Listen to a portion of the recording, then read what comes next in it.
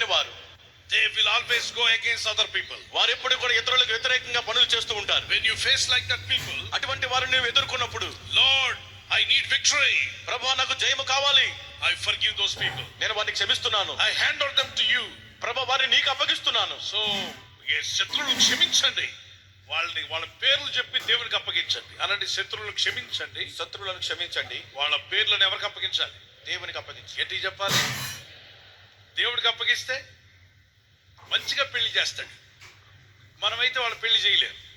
కాబట్టి మనం మనసారా క్షమించి వాళ్ళని తీసుకెళ్ళి ఎవరికి అప్పగించాలి? దేవునికి. దేవుడు పగ తీర్చుకున్నట్టు నా పనే.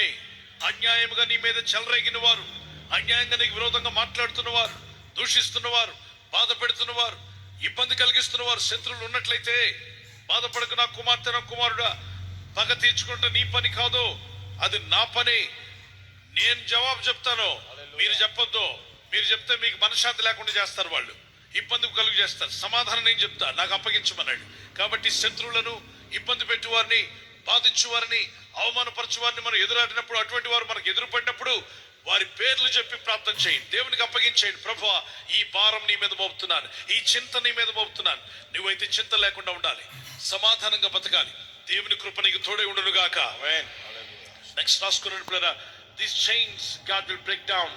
ఈ సంఖ్యలన్నీ దేవుడు తెంచి వేస్తారు. ద చైన్ ఆఫ్ పవర్టీ, పేదరికం అనేటువంటి